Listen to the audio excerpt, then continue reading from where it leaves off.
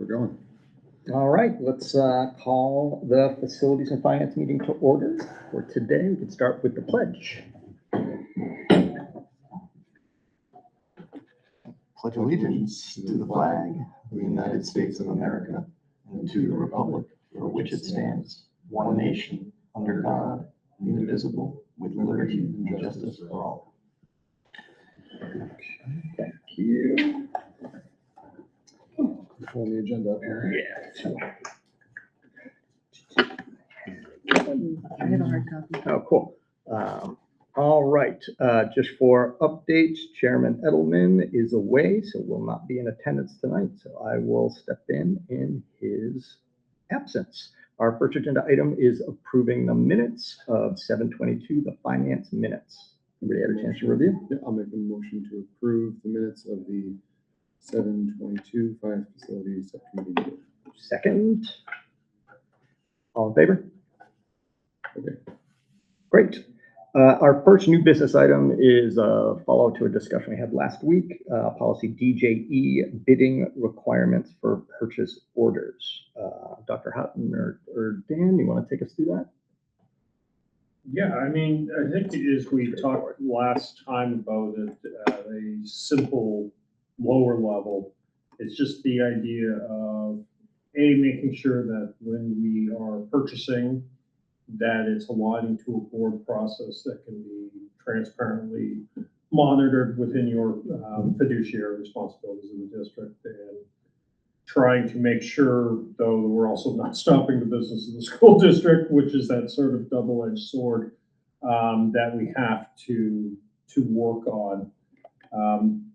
Last time we had sort of tossed around some ideas and what it was, but I think Rick's point that sort of drove this was a sense of approving a manifest if it's already, everything's been bought. And trying to figure out how do we clean that up and how do we get this committee's expectations, wants to, I wouldn't necessarily, I hate the term expedite here, but that's kind of what I'm sort of leading to, that you all feel that you're getting what you need, but we're also not having our staff feeling like everything is, it's got a 10-week delay on doing things. So, and trying to figure out how, and how to sort of do that in a way that allows, and things like when I was actually out with Dan a couple weeks ago, and I saw a dead tree and said, "Why is there a dead tree here?" And talking about permission in terms of cutting it down, I'm like, "It's a tree. It's dead. We need to get rid of it. It's at the front of the school." Right. And those kind of things, I don't want to stop what are sort of normal responsibilities. Because I think while we have a financial obligation to the taxpayers, we also have an obligation to make our facilities, in this case, visually pleasing to our taxpayers as well. And safety, right? Yes, safety and often, and also, I'd argue fiduciary responsibility goes a lot into proactive work too, right? Where we wait too long and the problem gets worse and more expensive. So I think the concept of that updated policy is fine. Do you have any concerns about it? No, I agree 100%. Yeah. I think the other thing we had talked about too were the bidding requirements in terms of where Dan was with especially local vendors.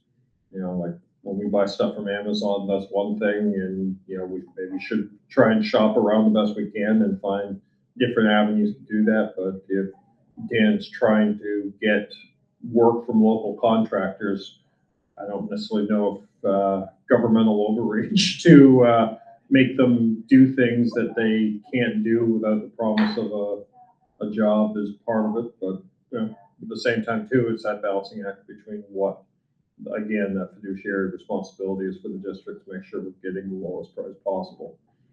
And getting the work done in a timely manner, because again, And quality. And quality, right? And we are not blessed in this location, or in our region with a dearth of contractors who are looking for work, especially the specialty contractors that are required for many of these things. And I know you guys know this, I just know that people are watching. I just want to make sure that folks understand. Because we that, can't just hire a guy. Right, yeah. And there's that balance. I got a guy. Yeah, Everybody's got a guy in hand. It's usually the same guy, right? Right. Dan Sanders is a little higher than that. Yes, I understand that. And I think just to speak plainly from my perspective, I think that balance is appropriate. It requires, trust on both sides, right? Trust on you to do the work, some administrative oversight, and then also the trust of the community that they are voting for us to meet those fiduciary responsibilities. And we are supporting the administration, support in their ability to do your job in a timely and cost-effective manner. I'm just not sure where the line there is on that, because I'm not interested in going too far across that line. I'd rather stay on that line and everybody has a clear expectation. And I don't mind drafting up something and taking the policy and unpacking it a little bit, but I just want to make sure that it aligns with what the committee wants. Yeah, I was thinking about this a lot after we spoke last time, and perhaps a good way to identify that line is to look at frequency of expenses, right? And like, if there is a high frequency of consistent, fairly whatever the threshold is, dollar expenses, I don't think those things need to be burdened by a policy. I wouldn't necessarily say it's dollars, though. I think it's, as you guys saw with the projects at the end of the year last year, it's, again, that specialized work in contractors and, and trying to figure out how do we get that knowledge and that kind of stuff. Whereas like, if we picked on like general office supplies, I think that's something that we can take a little longer view with. Historically, I'm used to just creating a bid for the school district on that and doing those type of things, and which I think is reasonable because there are multiple companies used to doing that type of work. But the local painting guy is not used to doing that type of work. Yeah. I was thinking we might identify the kind of expenditure too. If we satisfy certain criteria, like it would reach the board or the subcommittee if it's a certain, like if it's outside the normal operation or something required for the normal operation or upkeep of the school, right? If it's kind of a one-off or something that wouldn't a reasonable person wouldn't typically think that you got to do this. Like office supplies, everybody knows you need office supplies. If it's something explodes and needs to be dealt with, maybe that's all. That's again a normal. In a school, that's normal. In a school, right? So it's the thing could be emergent, in which case we don't need to, up to a certain dollar amount. It could be regular maintenance, and then maybe just a higher dollar threshold. Now, nowadays for the work if it needs a contractor. Yeah, because I'm finding a lot of my stuff now is hovering around the $10,000 mark, which 4 years ago was $6,000, $7,000 is now $10,000, $11,000. And once I hit that $10,000 threshold, it throws a curveball. I can't go to Home Depot and not spend $100. Right. It's always $100. Maybe it has to set. Maybe if it falls into those buckets, it's just. Well, he did increase it from 10 to 20 in that. Yeah. Yeah. So. And I think that's reasonable. I think so. Yeah. And from that frequency perspective, that takes care, you said you're hovering around this. I know dollars is not the only metric, agreed, but that eliminates, I think, a lot of the noise or constraints that even. Well, and it eliminates a lot of upsetting contractors that come in and give me bids and then not getting it because the school's already contracted by another contractor for maintenance. It eliminates a lot of work on their plate and a lot of work on my plate too. And it does take time to get bids. So. And I also think we should prioritize local bidders as well where possible. Like anytime there's a local bidder that can do the work, I think we need to give back to our tax base as well. And that should be part of our preferences. And how does that, I agree. How does that work? I don't know. Because I think we're trying to write something that doesn't exist. Right. Because as I said, the standard procedure is at 5,000 do this, at 10,000 do this, at 100,000 do that. It's really clear in that, but what we're talking about is something completely different in terms of, like I said, like office supplies is a good counter example here because, we don't have Staples and Office Depot headquartered in the two towns. So it's not like, oh, we gotta support the local bidders here.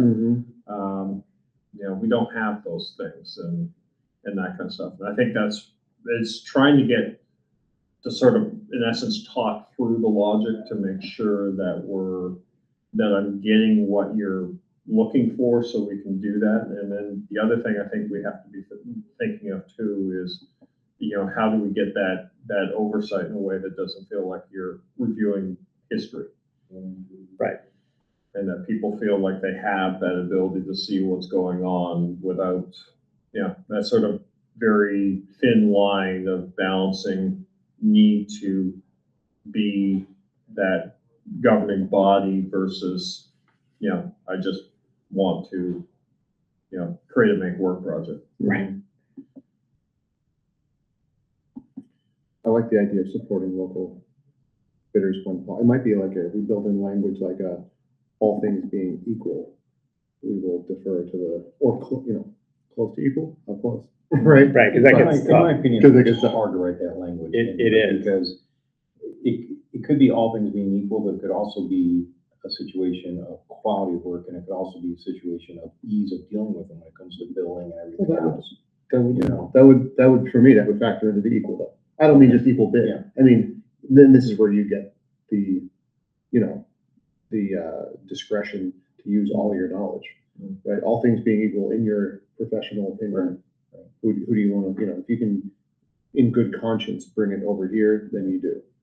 All things. And not for nothing, but it's something that I know Tina and I work really hard in doing right now anyways, is trying to keep the contractors as local as possible. That's smart. For instance, the guy that did the loading dock and the entry at Beatty, I mean, he's Yeah. right here in Kingston. He's a local guy, so we do make an effort to do that whenever we can. Very much like when we hire custodians here.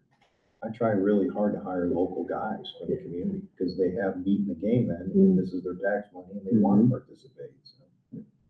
But I also think too, going off that point outside Dan's world, I think as a district, we need to make a concerted effort to buy local for everything else too. There's not necessarily is everything we buy here, but we need to also make that, I think, a priority.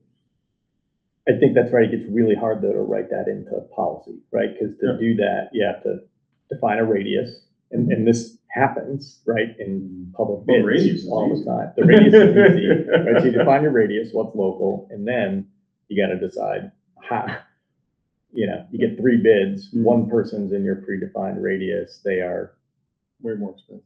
10% more expensive. Is that worth it? 5%? Is it worth it? 20%? Is it worth it? Like it gets challenging to do that because what you really need to do is apply judgment, right? Well, that's what I'm getting. And expertise. I just don't want to tie your hands. That's what we should. And the language should be, So maybe- every attempt should be made to hire local. Right.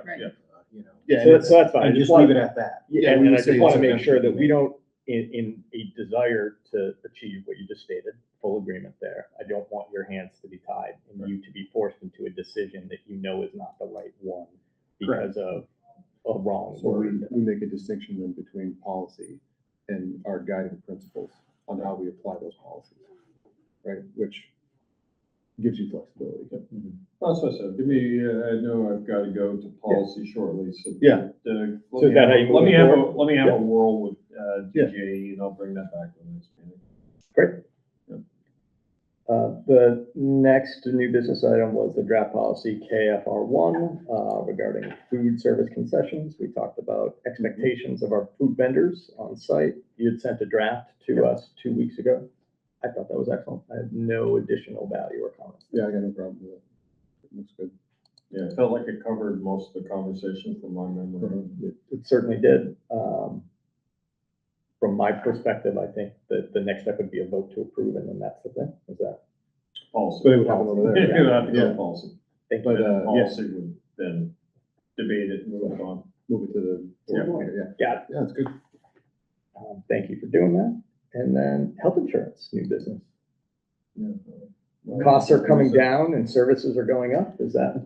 Yeah, You heard right. Yeah. I'm gonna also mention this in the full board, tonight, as the board is aware, we have entered negotiations with our professional staff, which sort of puts everything, up, for consideration in that. But one thing, just looking at when we see the tax cap bills that, we're facing, potentially in the future, that we have to start being proactive about how we look at our cost structure.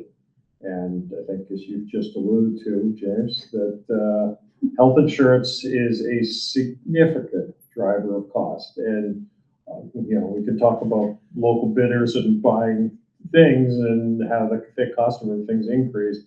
But the reality is that health insurance, like the reality is we're looking right now at 20% increases on health insurance, which is, when we're in a tax cap world, we cannot sustain those.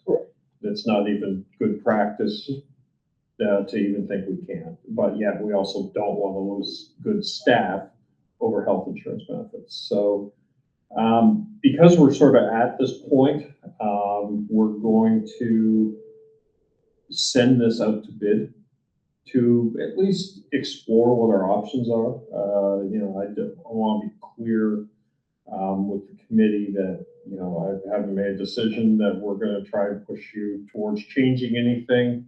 But, in November, we'll have a quote from school care. There's another bidder in the state that would be someone that we could consider. We can get a bid from them because we've got what we need to send that forward to.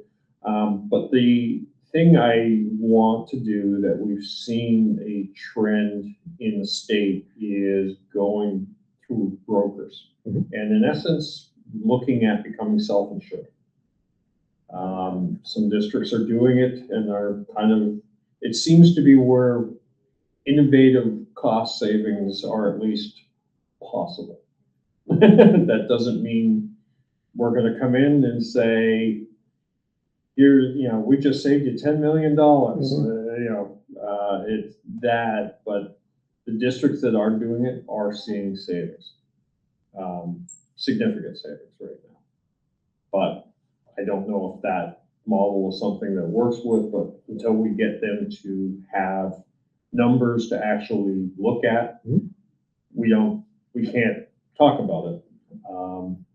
We also know that being in negotiations and having existing contracts, that just telling people this is what your new health insurance is going to be, the first question they're going to ask is, how is it going to benefit me? Right. And so I think it's not only looking at what we're getting, but what the employee is getting too, because I think that is critical. So the message I'm trying to instill in everyone tonight is we're planning to look at this. I have no answers, and it's not going to be quick. And it's not unique to the Sanborn district. This is a challenge private and public sector companies are all facing. And frankly, it's a federal issue that we have to bear the consequences of. Your approach sounds great to me. As you move through this, I have a perspective that might be useful. I transitioned my own company to a self-insured plan 4 years ago. We have seen both cost savings and timing budget overruns. So I think we've learned some lessons that I would love to share with you as you explore that. I'm glad you have familiarity. Yeah, very good. And the opportunity for savings is there. If and only if there's and this is probably typical with the brokers you're looking at, but a stop loss policy is also critical. That's all. All in there. This is not their first rodeo. Yeah, they know what we're up I just against, wanted so to they're flag already. that. Yeah, that great. was one of the big things, because it's like, okay, so self-insured. What happens if we had a big case? Yeah, And it's like, no, this is the stop loss is a critical part of the So you have your maximum, you have your minimum, Yeah, and then where at it least, lands, exactly. that's where your savings emerge. so. And I think especially as we get into negotiations, and I don't know how this works in the district, but something that, if possible, to be useful is a benefit survey to give us a better idea of how the potential healthcare benefits are actually used or valued by the staff today. We may have that information in the, because in order to do this, we have to get claim information from our current provider, and I believe there's some statistics in there. I haven't gone through the file in depth yet, but I believe there is, looking at you to see if you've I'm unpacked it a thinking he's whole- thinking something different than I think What? he's thinking of our actual staff right now to throw a survey out there and say, hey, if we were to change insurance, what works, what doesn't, what would you like? Is that? That's what I was thinking, Okay. and also, what are you using, right? Yes. Because you look Those at stats are important. That- People look at But what they I say. think it's Problems both. negotiations is a problem to Now. do that right now. Yeah. But what it can allow, What are and- the priorities? what are the priorities, right? And then Yeah. what that, if we can do it well, and if we can't, that's okay, but if we can do it well, what that allows us to do is get a better estimate of actual expenses incurred instead of just potential expenses No, incurred. that's what they would provide. Yeah. Because they will take So you everything. could use backward looking stuff too, Exactly, and you yeah. would get partially there. Yeah. But it's really, as I said, not really any action item for the committee, but trying to get people like we are looking at. We're hopeful to have 5 or 6 bids Great. on this. What do you think the timing is on that? It could be, we could be voting next March and I get final numbers on it, but what we're anticipating is probably around the time that we're trying to finalize the budget, we'll have at least estimates. But that also track with negotiations, and then you have other bargaining units that may be also part of that we have to talk to. So it's not going to be a wave the magic wand and everybody's going here. And to your point, I think it is correct and important. I appreciate you raising it early, and to the whole board as well as the community, because what we must, no matter what we do, we should expect expenses to go up. And that needs to be considered a part of all of the other budgeting choices we have ahead of us. And it impacts everything. So thank you for starting. I'm not that going to process excuse early. myself and go to policies. All right. Thank you. Time to talk about your tractor. Yeah. All right. Thanks, Adam. Can I just have 2 seconds to read this, please, Dan? Yeah. I'd like to as well. That way you won't have to repeat yourself. And then we'll look up what a 35, 20 is. The tractor. I want to know which one it is. Okay. I have a 770. Oh, that's a beaut. It's huge. Okay. Are you saying about literature? Oh, Oh, literature. look at that. I had no idea. You were saying, yeah, I wanted to change. Can we, That's the Kubota. This is the New Holland. does this thing snap onto the vent track?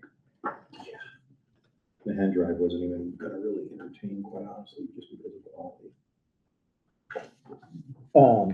Where does this land, if at all, on like existing budgets or anticipated expenses? It doesn't, that's the thing. No, we were talking about that and we were thinking if we had to, well, we're gonna have to purchase something for snow removal. Probably facility use revolving. There's the John Deere. Yeah, I mean, honestly, I was trying to delay this process for another year or 2 if possible, but we're at the point now where we've got to do something quickly simply because,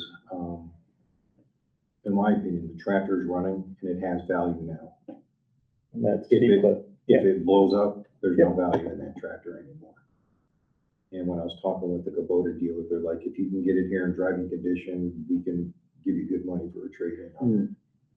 But he says, once it goes south on you, Yeah. then we have to put all sorts of money. We can't send it to auction or anything.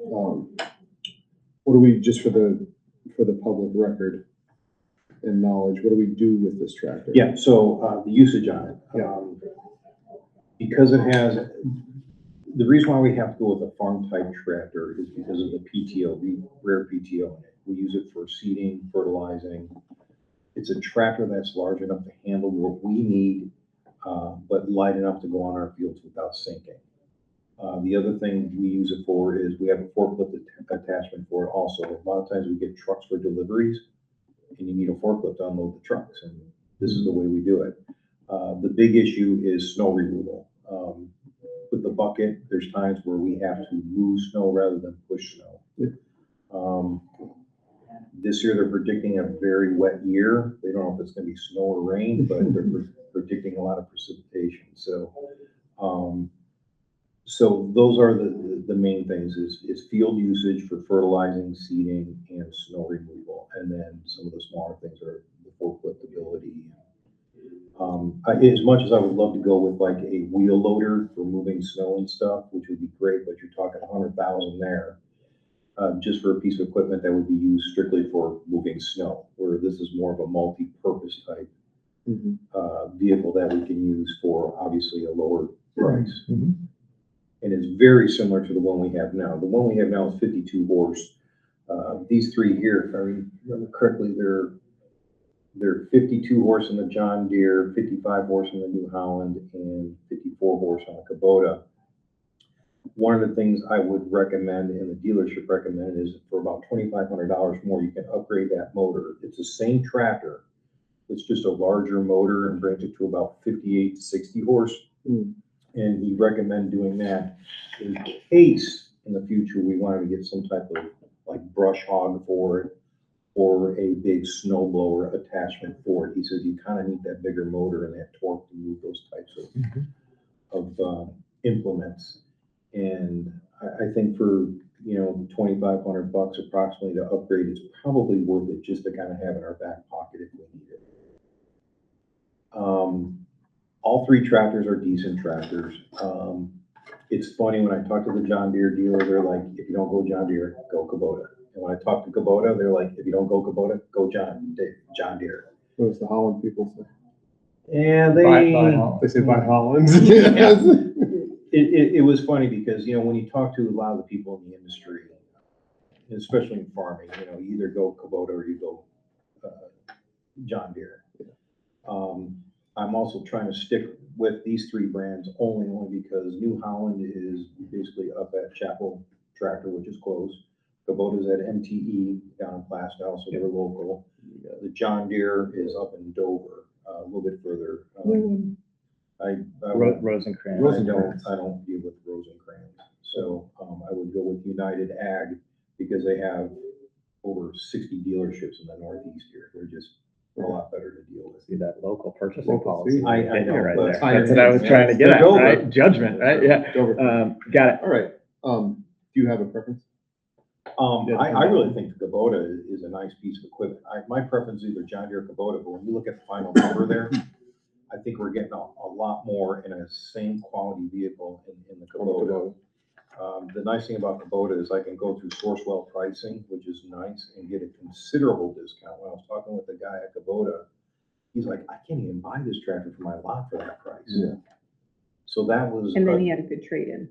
And then when I was talking trade with them, you know, he's like, I can probably guarantee at least $10,000 for that tractor with the implements, and if not more.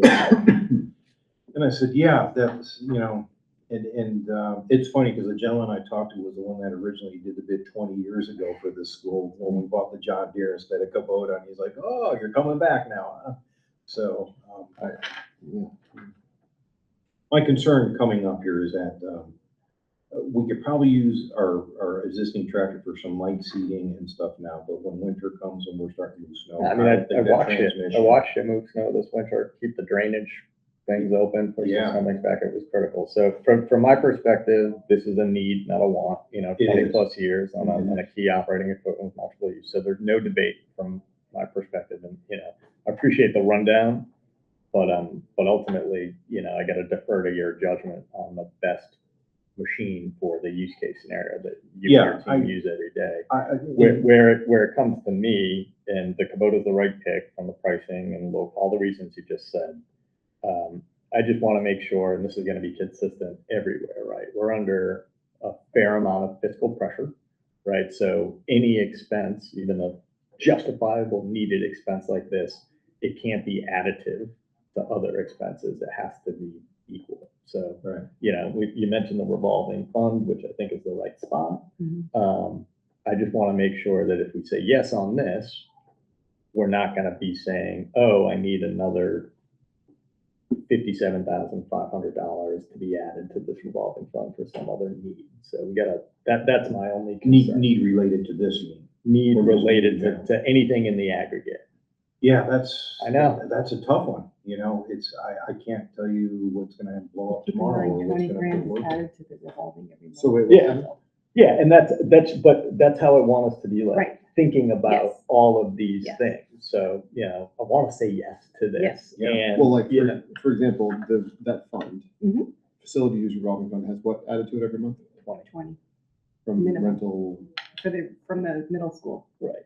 SLC and rental, SCA, Right, the 12 grand and then the 6 grand. so this is effectively, say, 3 months Yeah, of less rental than. income. So that's what I'm getting at, and that's the exact right way to think about it. So, okay, I know you can't, Yeah, we can. You cover our costs can't within a get- couple months. please you guarantee can't me nothing else guarantee goes wrong in nothing 3 will months. break in Right. 3 months, but like, if Don't ask for anything for 3 months. that, Yeah, that's, well, the- okay. to be, yeah, Right. kind of. Kinda. Or like, I'm Yeah. picking up what you put down. the thing in 3 months that may come up if we do this this is like, we We don't have to know be those revenue things. neutral. Yeah. I know, We don't. and this is Oh, I the know. challenge, I this I is didn't gonna be our expect him to next come in 8 and say months. this. Well, yeah, I mean, I guess what you're, in the aggregate, what we're really saying is, we want to try and make sure that that we're maintaining an average of a $20,000 per month expenditure. Yeah. No more than that, Right. when it comes That's to the right. unexpected, right? Right. Like, And, that's and, the- and realistically, when Which is- we yeah, start we're getting okay. around Christmas time, Yeah. I'm gonna come back to you because there's a lot of, floor maintenance equipment that we need to reevaluate too. I've got machines here that are from the 1950s. Right. I And mean, a 20-plus-year-old tractor needs to be replaced, no debate. That's- especially with the hard. Well, we use need that to- The ground's cleared too for school. Right. If we can't Yeah, get the it's grounds like this cleared, is we a can't have critical school. mission. So no debate there, but as we go through these Sure. next few months, when we're talking about revolving facilities fund. Yeah. Think We about that. Right, We may have to get the duct tape out for 3 months. So is that a fair understanding for all Oh, of us? absolutely. If this was springtime, I don't think I would come screaming to you saying, we need to do this, because we could probably limp through the summer with what we Right. have. But with winter around the corner here, which it is, Right. I want to make sure we have something that's decent. You can spend 60 grand in plowing contracts in an emergency pinch real quick. Oh, yeah. You can spend, let's say this thing fails, we don't do anything. Oh, You can just renting a spend front end 60 loader. grand real fast. Oh, yeah, Exactly. absolutely. But I'd rather we spend had to do that last 45 than winter. 20 more years. And have, and Yeah, have. we had to do Exactly. that last winter. We had Yeah. to rent a front unloader just to move some of this snow because we had a lot of it. Mhm. And, that was costing me $6 grand a week. Yep. Mhm. So. Well, your estimates are spot on. Is that- His estimates are spot on. Because I do a That's lot of 'cause of what he estimating. Cool, so, I like it, I think you've done your work. Is this a vote? Or I just I an would like to have informal a vote only authorization? be, well, yes, I would like you to authorize me to go ahead and get some good solid numbers from Kubota and trade-in numbers from Kubota and just make the move. And I put in here that I think the final price will be about $45,000 after trade-in and Mhm. stuff. There's gonna be a little bit of money back and forth as far as cost goes. And the other thing I'm asking is it okay to spend the extra $2,500 and upgrade the motor to a higher horsepower motor? Yeah. It's something that we don't need now, but I want to plan for the future in case we do want to get snow blowers or brush hogs or something like that. And just think about, what your 20-year future self will want, right? Yeah, It's an incremental cost now right. that provides optionality and value in that Exactly. time period. So, do I have to do a motion? Is that, I'm sorry, I'm not the chair. I think we should do a motion, we should probably give them a little buffer. Yep. Like a motion to authorize Dan to pursue the Kubota firm numbers and execute on it with a cap of, say, before he has to come back, of what's the final number, right? You know, something like that, like. Yeah, and I And wouldn't, you got I wouldn't 45 limit here. it to the Kubota because I want to leave that discretion. Oh, yeah. So I'd say, you know, it's a potential motion on the table. I'd say the committee would like to authorize Dan to spend up to, but not in excess of $60,000 to replace the 20-plus-year-old tractor with the best value option available as you go through your final bidding process. Sounds good. Second. And all in favor? Thank you. Okay, thank you very All much. right, thanks for doing that work. Yeah, that's And great. also, I appreciate you understanding and starting to think through how we're going to use these revolving funds. Yeah, exactly. Hey, this was kind of fun shopping for it anyways. Oh, You know, me having a little farm, I was like, hey, this is kind of fun looking at tractors. I mean, not for nothing, but this is entirely anecdotal. But my father-in-law had a Kubota, you know, it's like, God knows how long this thing, it's still running. His son is still moving snow with it in Maine every year. It's gotta be from the 80s. It's just, We have one that's 1981 yeah, at it's home. just going. It's I a- personally have a John Deere, bucket so and a- because my family's from Moline, Illinois, where No. they employ half my family. So. Okay, Thank you. that's great, thank you. Next item, just our typical financial remarks.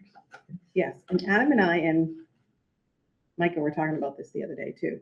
Adam was wondering why we go through this piece by piece every time, because everything is online. Yeah. Everything, so I don't know if we want to just start saying, hey, if you want to just look at this. I mean, yes, I understand the budget adjustments, which there are none today, have to be voted on. But the trust balances, I haven't updated because I have not rolled the fiscal year into the new one yet, because I just got my DOE 25 approved today. Nice, congratulations. Yeah, that's a That's huge. milestone. Huge. Yeah, well done. That's it. I Well, remember that being the congratulations. biggest pain in the butt It ever. was. Yeah. It was so exciting. They came back with 2 questions. One I fixed and one was, no, that's correct. Oh, Well So, done. yes, Celebrate that a little bit. that's, that was good, except, well, yes, we're returning 3.4 million. That's good. we're doing what? 3.4 million back to the taxpayers. That's a final number now? Yes. Can you describe, just in case anybody's watching, like, we've made that decision, you've executed. How does that work functionally? Oh, God. Is that a realistic moment at this? It Such a will, hard thing to describe. yeah, it's in a I It's tortured, supposed I just to want to use- say I tortured Matt Angel with this question. And every time he gave me an answer, it was different. no, he gave me the same answer every time. It was just incredibly complex, nuanced, and intelligent in a way that I'll only ever aspire to, and I still don't understand it. Oh, sorry, I'm gonna give it So in good luck. layman's terms. Please. It's supposed to take 3.4 million off of the taxes next year. So it's consider it revenue towards your next year's taxes. Got it. So if you have to, say, raise 33 million in taxes next year, they're gonna take the 3.4 off of it. It's Off kind of of like a that. credit. So it will, in essence, lower the tax rate. But if you don't give back the same amount the following year, your tax rate's gonna now go up.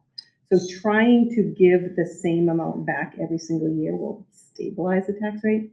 This now will make it go down and then go up if we don't we give don't do it much again. back. So that's why we had, during the deliberative session, we had a lot of back and forth talk with the community members and with each other about the importance. They're like, why can't, and then in the budget committees, Right, which is discussion, about to right? kick off, and I'm trying to prepare Right. myself to be the So, good steward. here. one of the narratives that many of the members, some of the members of the budget committee understandably said is, why can't you just budget for what you're going to use? Like, why are you continuing to give $3.4 million back? It seems like you're taking money out of our pockets for nothing. Why can't we just make it $3.4 million less and just try and be exact? Sure. The phrase from a member of the budget committee, who will remain nameless now, was sharpen your pencils, right? Why can't you just sharpen your pencils? And the idea is, if we were to do that, the tax rate would actually, they would feel a precipitous bump in the tax rate. Doing it this way keeps it stabilized and Right. steady. Taxes would go up to the tune of $3.4 million if we budgeted for less. it's just, you know, ultimately, the rate would get lower, but the year after, it would. It's always Yeah. a year behind. It's always Yes. year behind. I understand. Uh, I'm sure I will have more questions as we get into Not to, budget not to season. mention, the other thing is what another narrative that we always said was, that's a very dangerous way Exactly. to budget when you can't ask Not for all the more. things are within. When you can't get control. more, right? When you can't, Just like our $45,000 tractor. You. yeah, don't you're know. budgeting down to the dollar and then health insurance goes up and there's a Yeah. problem. Right. And then You can't go over your appropriations. you can't go over it, yeah. And that is my biggest, I will not do that. So, yeah. Okay, thank you for that. Yeah, and it does dictate cost per pupil too. Right. Which is on the bottom. I don't have the numbers in my head, but you guys can see them. It's in your folder to sign, but it has to go around tonight. Okay. But yes, it was approved today, so that was good. But anyways, the state of New Hampshire's inflation rate didn't change. It's still the same as from June. The encumbrances are 6.7 million through August. The cash is 6.5 that we have in there through August 12th, and the trust fund balances, I'm not going to go over because I already went over every single balance through June 30th because I have not rolled anything yet. And then I have now provided monthly expenditure and revenue reports in the drive. So if you guys want to look at them, those are through July of 26. The only difference is the revenue report that I had originally done that was color coded and pretty and was in an Excel format. Adam doesn't want to use that. He wants it to come right from the system. So it just comes right from the system. Nobody can question where, if we Got it. switched any numbers, whatever. So they're in the drive connected to it. Okay. So that's it for me. All right, any follow-up questions? No, that's great. That's wonderful news. That is really good news. And I think that is a highlight that is worth sharing with the whole board. Oh, yeah. Report. Oh, yes. Okay, excellent. On You to, can see, if you're looking at the DOE 25, I don't have a copy with me, Micah, because you're gonna be the first one to see it. It was right on the first page. It says, I forget what line number, I can look real quick to tell you what number to look at. And you Yeah. can say the 3.4 million. But next year, if we have extra, see if we can get more to the facilities. Because that's what the killer was. It was like, oh God. It's hard to There's, estimate how much you're gonna have. yep. So, but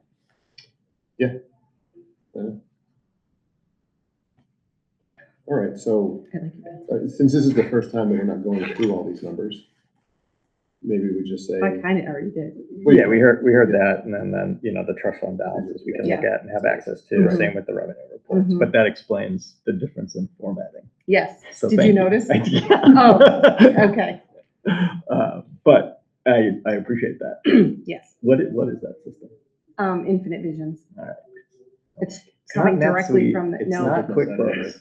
It's not Tyler Oracle. Technologies, Yeah, okay. well, School ERP Pro Yeah, that fair it enough. used to be called Infinite Visions. All right. And then now it's an old business. So I don't know if you guys still want to talk about Swayze Gym rentals. I just kind of Well, left it on there. Yeah, leave it on there just because Steve St. Cyr, as we know, if you tuned into the last meeting, gave a thing and asked for Swayze to be put on tonight's school board agenda, full school board agenda, which it is. And given the chatter, there's been plenty of chatter on the internets. I think there's going to be plenty, and emails that we've received.